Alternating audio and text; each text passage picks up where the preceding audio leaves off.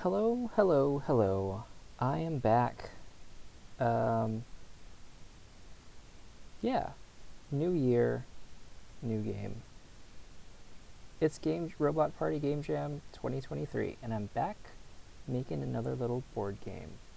Last year I made Stardust Butterfly, and the year before I made Scrapped Kaiser Princess. And, alright, so like, Scrapped Kaiser Princess was a one-player game. Stardust Butterfly was a three-player game. And so this year I'm working on a two-player game.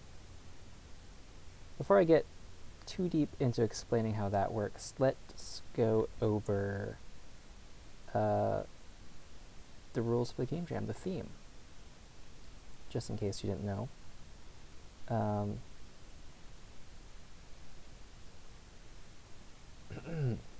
Sorry, it's almost 1 in the morning as I record this. So my mind might be a little frazzled. The boss's daughter, Melanie, is turning 14. We gotta get her a present. It's ordered by the boss to make a video game based off of her original world and characters in a notebook that she left on the kitchen counter. So we flip it open. There's a cryptic phrase just explaining the world in 2 sentences. Everyone has 3 friends. The only way to break up with a friend is to solve their trick. And then we got 8 characters. Little doodles of 8 characters. And then we got some rules. The goal of this game is to make Melanie happy. We don't know much about her. We just know she's turning 14 and she's fun, but in a mean, but in a fun way. And she hates losing. We've never met this girl. But, our boss is cool. We love the boss. It's important that his daughter is happy on her birthday. So, the rules. These ones are just like technical stuff. The game should not take longer than 30 minutes to finish. A little worried about that. But it's alright. Must take place in the original world and star one of her original characters. Oh, I'm going with 3. Anyways, the star's secret power must remain a secret. Alright. Any game over screens must be encouraging in some manner. Easy peasy. At some point the game must include a line, but not as beautiful as Melanie. Easy peasy. The game must feature an item shop run by Dark Shippy Doos, so different from the years past. Dark Shippy Doos is not an optional boss.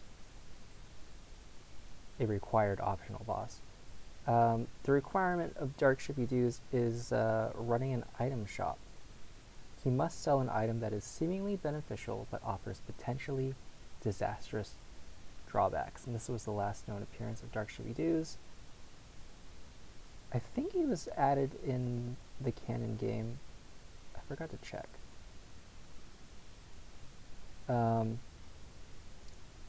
So judging is about making Melanie happy, and then the usual sticking to the rules and an actual fun game. In addition, we've got these little bonus awards, pretty nice. Outstanding original music, neatest game mechanic, strongest narrative. There's no way I'm getting that. Nicest visuals, best Dark Shippy Doos, and most foamy. Ooh, I gotta figure out how to add foam to my game. I'm not gonna worry about it. So,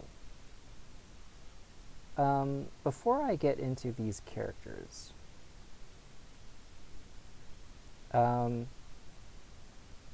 coming into this game,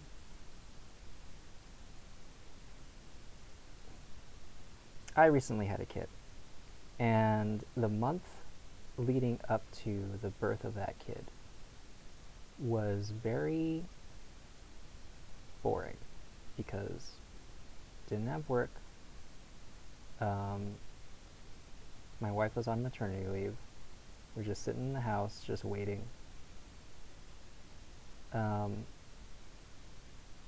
and I was thinking about the upcoming game jam. I knew it would happen after birth, and so I was doing some like early brainstorming on what to do. Didn't work on any designs. I was too lazy for that. But I wanted to do a 1 versus 1 game. I knew that. I wanted the game to involve moving pieces on a board, and I want it to be like quick, 5-10 minute games. And the goal would be to have like multiple characters. Originally I thought like eight characters. I was thinking like sports theme would be fun. I didn't want like a direct combat fighting kind of thing.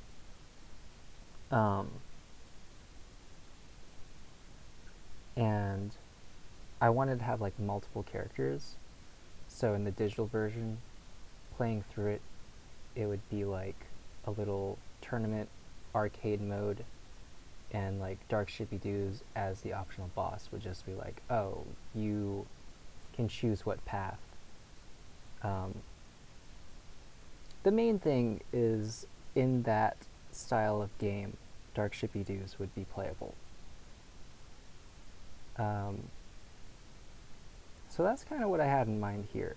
Dark Shippy Doos is going to be a playable character. In past game jams, I only chose a few of these characters because both of those games are about like,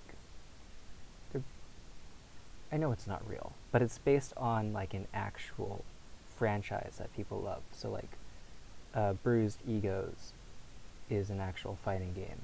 So you kind of have to like, I didn't want to shove all of the cast into one game. Same with Stardust Butterfly. You're making a sequel to a beloved franchise. All of the 8 characters had died, but were fan favorites, and bringing them all back would have felt wrong, I think, in my opinion. However, in this game, I wish I was looking at Primeval Mask this whole time. This world, this is a fresh, clean new world some little girl made. I guess she's not that small. And the goal is to make her happy.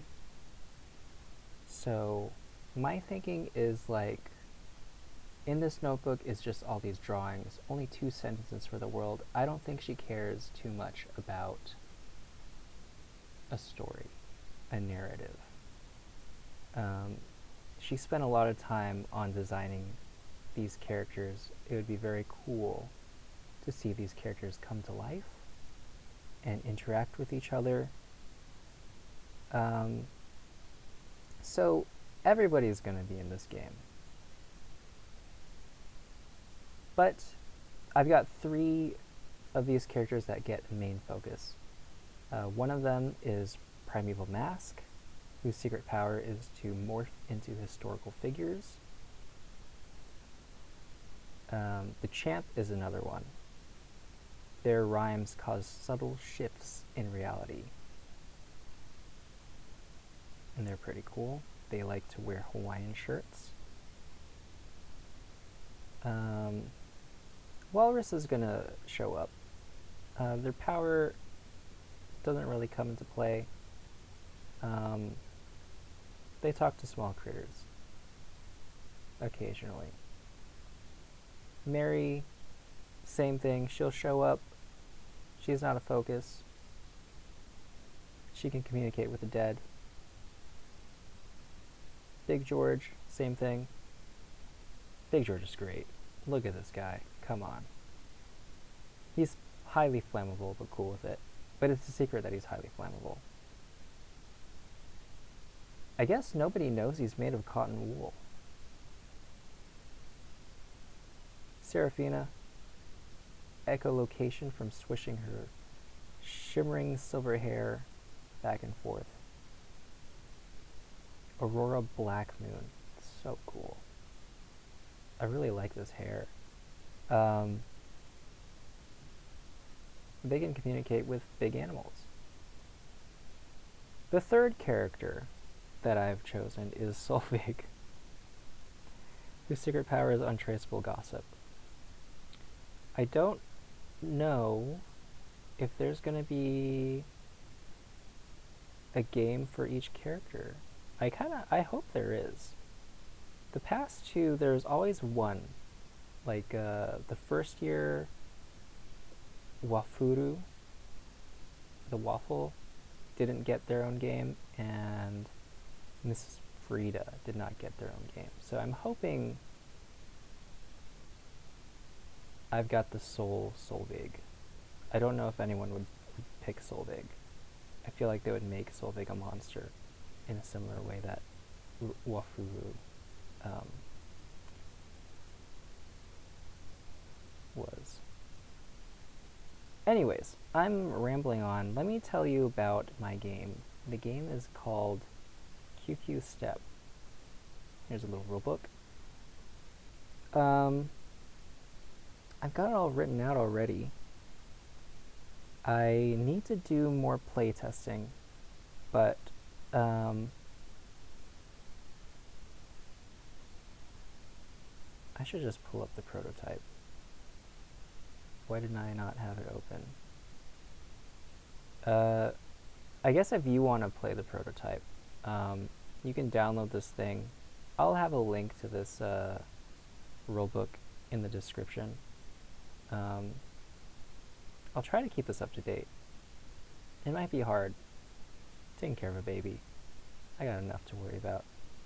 You go to playingcards.io, go to custom room. It'll give you room. And then you will just click this toolbox, go to room options,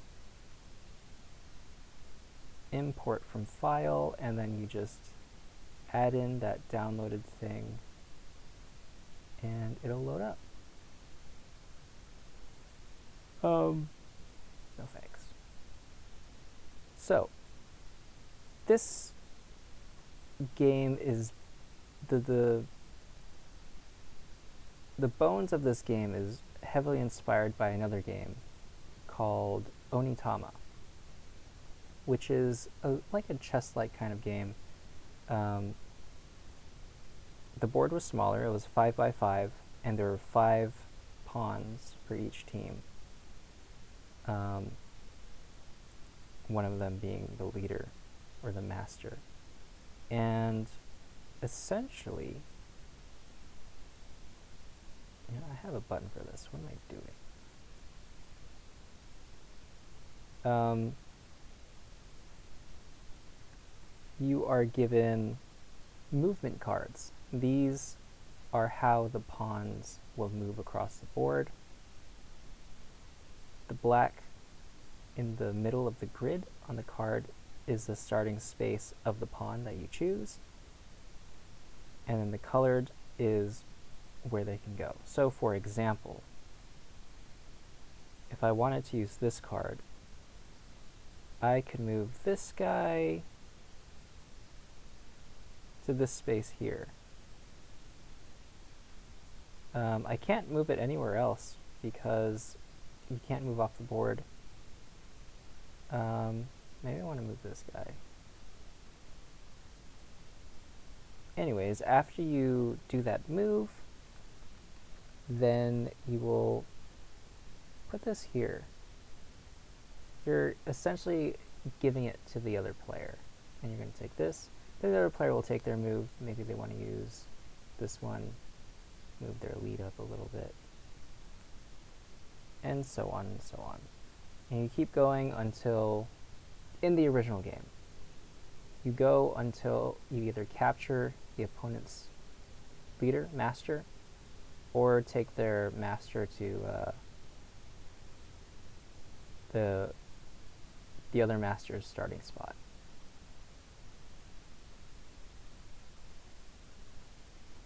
So yeah, I really like that game. This game, I decided, so when I was trying to think of like a 1v1 game, I couldn't think of like that whole month of doing nothing. I couldn't think of anything like a good design hook.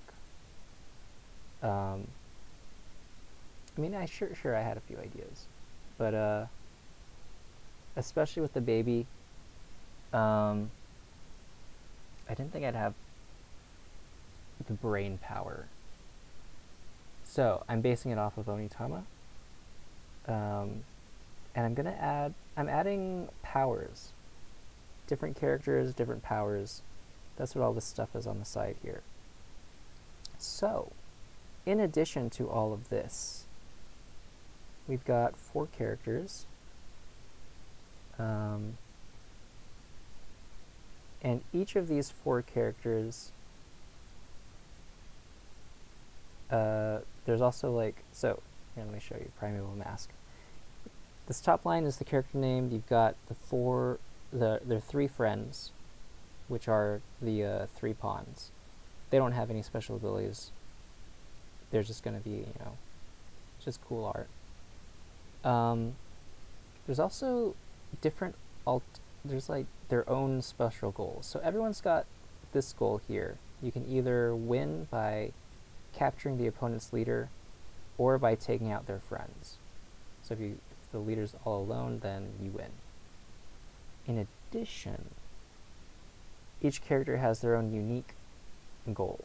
So Primeval Mask wants to land on the opposing team leader's starting space. So he wants, it's like Onitama rules.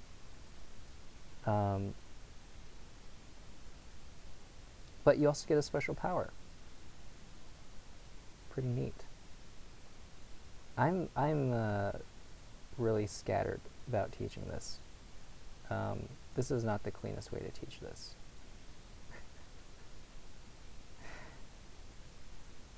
I don't know why I explained Onitama beforehand. Anyways, when you play this game, it should be set up once you load the prototype. You divvy up the dance cards. You can click this deal button if you want, and it's right there. Nothing else should be touched.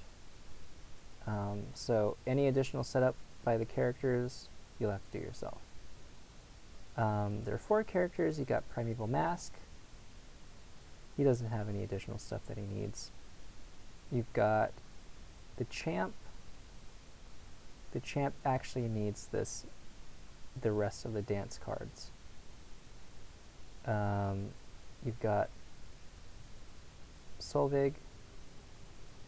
I didn't watch the stream. I don't know if it's pronounced Solvig or Solvig. They want some spill tokens.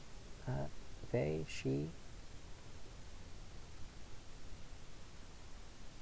I think I'm going to make the Champ and Solvig. I don't know. I'll figure that out later. Don't need to do that on this video. DJ Dues. DJ Dues needs these beat drops. Drop, drop, drop the beat. So, you choose your character, your opponent chooses their character, and you begin. So, differences between Onitama and QQ Step. QQ Step, as you can see, has a 6x6 board, bigger space, more room. Hopefully that doesn't mean the games are slower. We got 4 dudes. And when you move a card, you will gain 1 kudo every time you use a dance card to move. And kudos are used to activate your powers. So instead of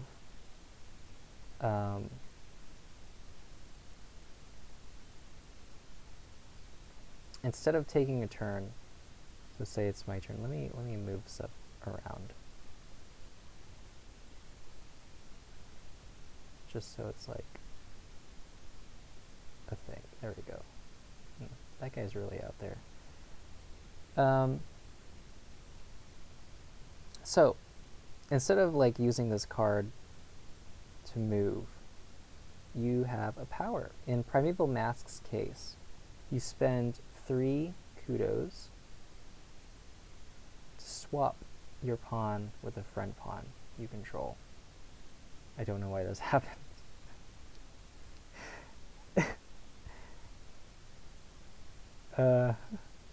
So I spend 3, and then I can switch with that guy. And like, the cool thing is like, the friends kind of fit that vibe. So we got Mary Margaret, who can communicate with the dead. So she essentially communicates with historical figures. Alexandria, you may recognize from the first canon game. We're bringing her in here. She's a skeleton. Abraham Link, I don't know. I'm trying to think of like a historical figure, and it's going to be like historical to Melanie's world, not like a literal. I don't want to bring in like Abraham Lincoln. I'm just going to bring in Abraham Link, which is like Abraham wearing Link's tunic. He saved Hyrule from Civil War.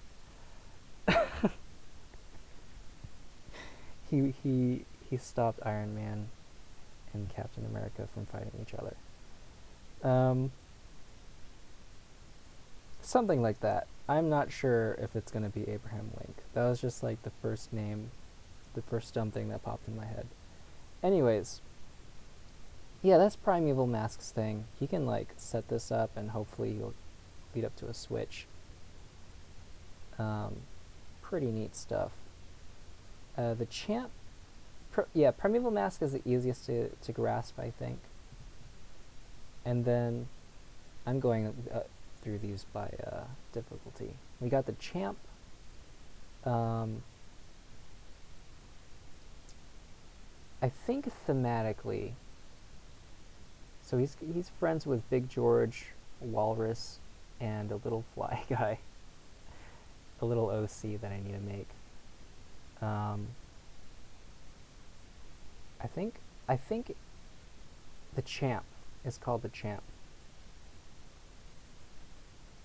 Did I mention that these are all dance battles? Maybe I didn't.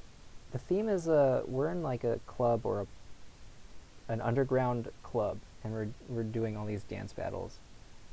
DJ Dues, Dark Shippy Dues is the owner of the shop that these battles take place. Anyways, the champ is the champ. He always wins these dance battle things. So as a handicap, he went out, got rid of his friends, and befriended these little wimpy dudes.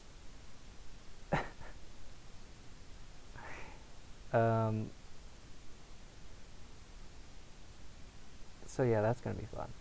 Anyways, the champ's ability, spend 2 kudos, and you can move him, her, them, 1 space, and when you do that, you get to remove a dance card from the game. Oh, sorry, I should do that. Dance card from the game, and then bring in another one from the deck. So you're essentially, just because you say chimmy shimmy, you're just very subtly altering reality.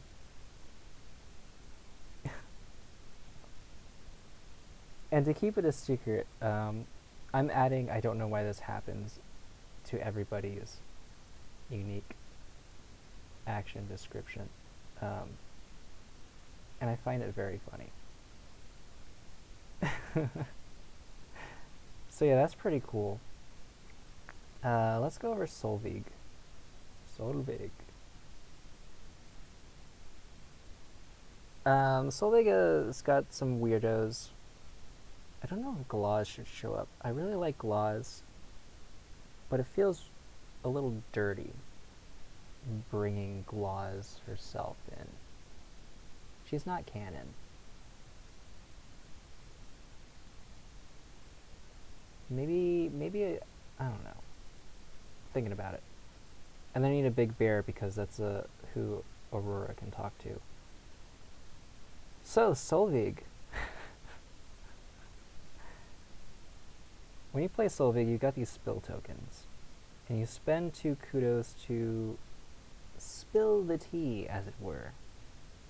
Which is, if you don't know, another phrase about, like, sharing gossip.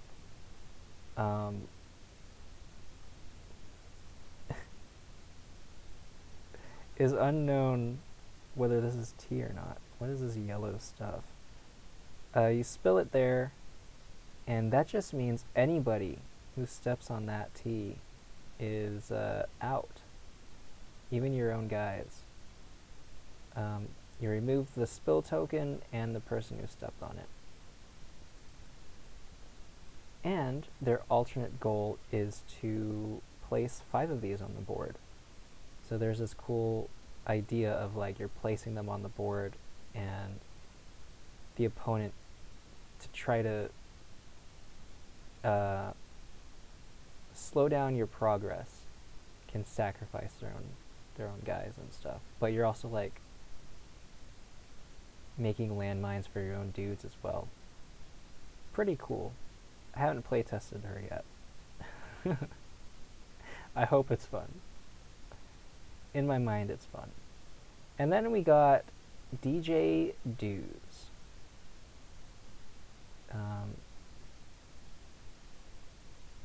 It took a bit to figure out. Before I had these beat drops as a shop on the side that anyone could spend kudos to buy, but the few times I did play test, I didn't buy them because they're too risky. So, because DJ Dues is the owner of this club, he is in charge of these. He's probably the most difficult to grasp character.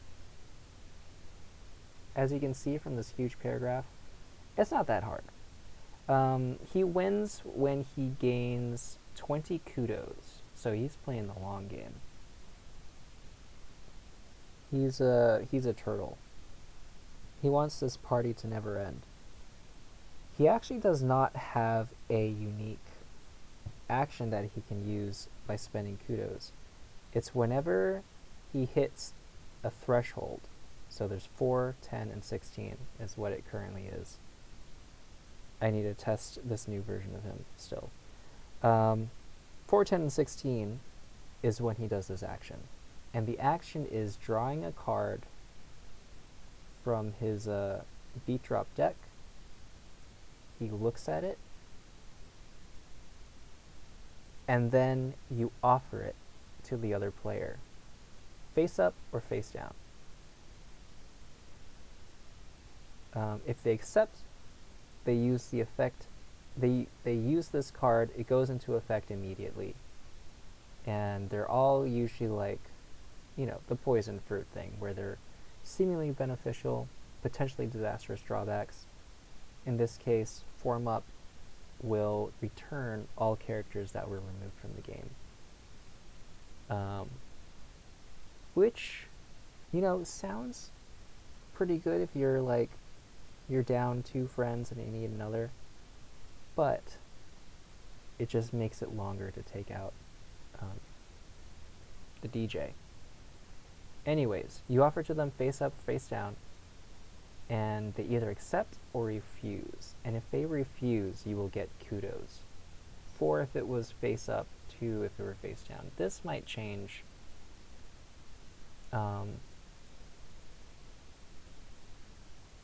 But I like the idea of forcing it on your opponent. Forcing them to choose whether they want it or not. Some of these beat ups are pretty cool. Like Remix here, we'll just shuffle all the dance cards, so maybe everybody moves. These forms of attacks will change. Some of them are passive, so like players cannot use their unique actions or win with their alt goals. So that is active until like the next threshold. Pretty cool. Going solo, this is a brutal one. You don't lose when your leader loses all of their friends, but you must lose a friend of your choice after each turn you take.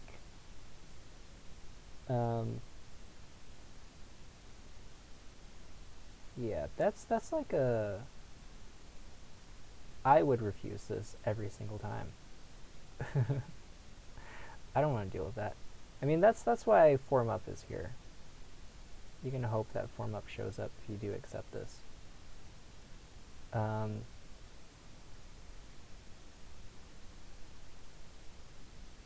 a fun one. Center of Attention adds a additional goal where you want to be the only leader in the center 4 spaces of the board, and then you'll win. We got Double Time. This is a juicy one. You get to take 2 turns in a row, and then afterwards, DJ will take 3 turns in a row. So you gotta hope you're like, if this is offered to you, you gotta hope that you can take him out in those 2 turns. Otherwise, you're probably dead.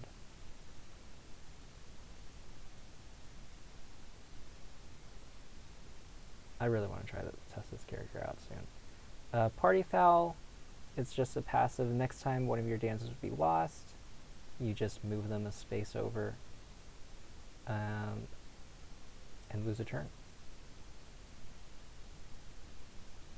So yeah, that's what's going on.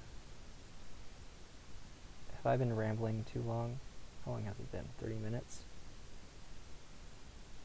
1 in the morning. I gotta do a lot of playtesting. Next on this, on my list, it's been a week. Do a lot of playtesting. Might be difficult. It'll be difficult to playtest the face-up, face-down aspect of DJ Dudes.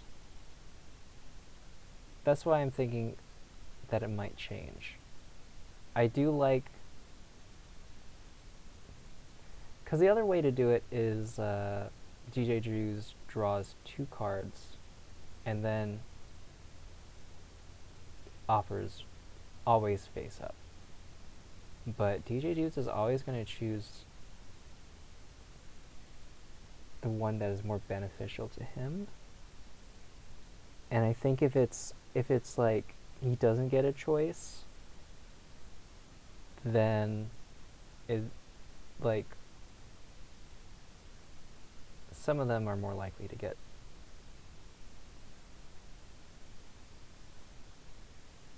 what am I saying here?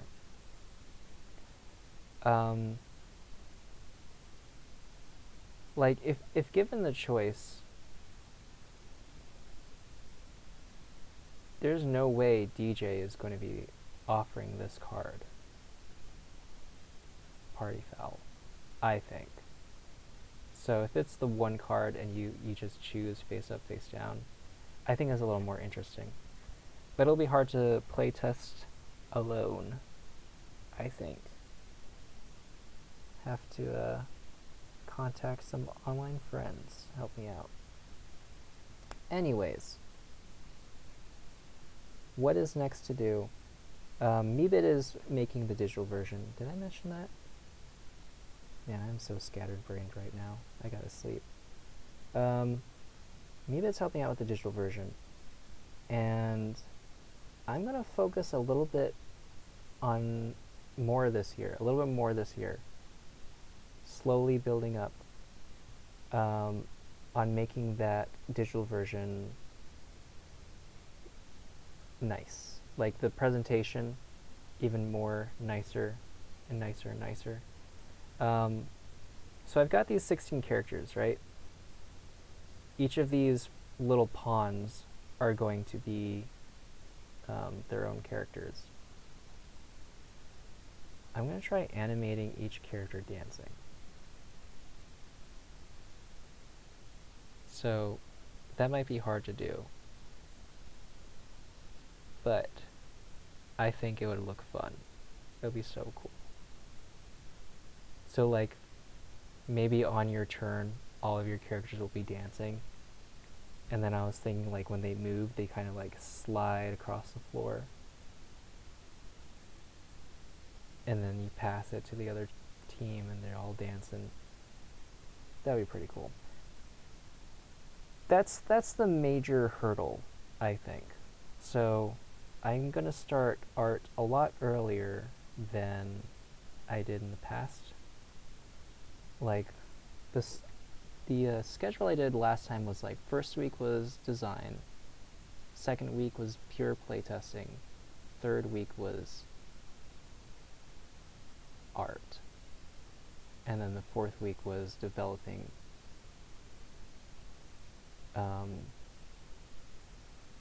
like the printable version. I might hold off on making the printable version. Well, we'll see. We'll see how far I get with the art. I currently have Team DJ, the concept art for them. It's just rough stuff. So we've got a DJ Dues. This is how he's gonna look, more or less. Seraphina's on the team. Gonna give her a little tiara. Her hair is in like a ponytail. I'm giving her these big poofy sleeve things, like Manon's Manon from Street Fighter 6. Her costume too, I believe. We've got Mervin. It's just some alien guy. I have to add like subtle, I guess it's not too subtle. I have to like tie them together thematically also. So that's why he's got this weird collar and he's got jester pants. Cause I need him to match DJ's kind of jester vibe. I guess the jester vibe is going here. And then we've got Avery. Avery's on the team as well.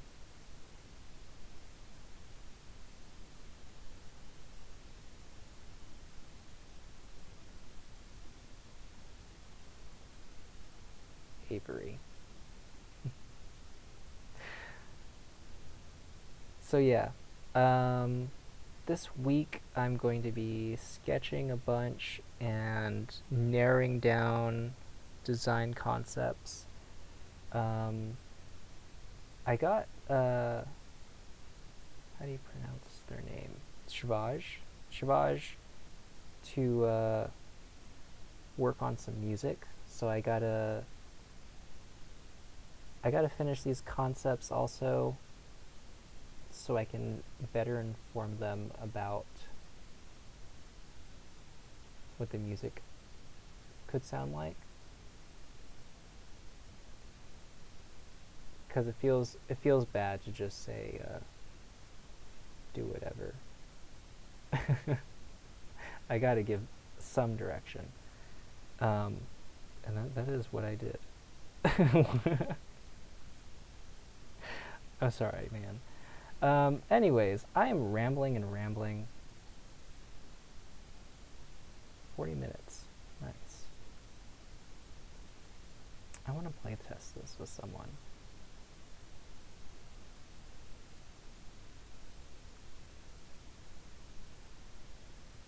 I think Solveig will be very interesting to play. DJ's interesting too.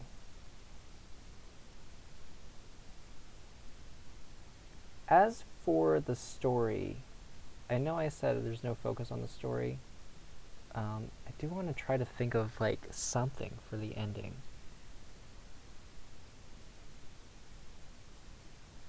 Still difficult.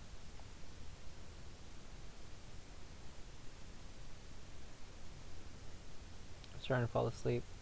If you're still with me, thanks for dealing with me. Oh yeah, that's right. QQ step. Maybe you're wondering what the QQ stands for. It doesn't stand for anything. It's just QQ. There is a onomatopoeia, Japanese onomatopoeia for like a sneaker squeaking on the floor is QQ. And I just stylized it as QQ. QQ. You don't drag out the U, the oo sound. It's Q, not Q. QQ is like emergency, like an ambulance. QQ. And that's how it's pronounced. QQ step. QQ step. That's fun to say. I hope Melanie likes this present. I hope I can like finish all this stuff.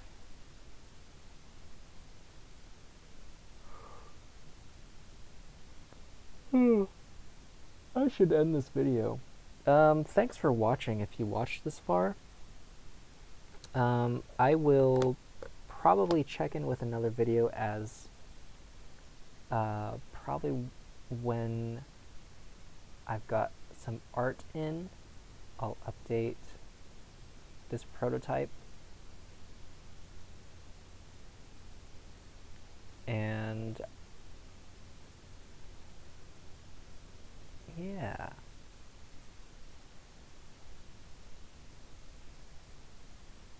Well, see you guys later. Bye bye.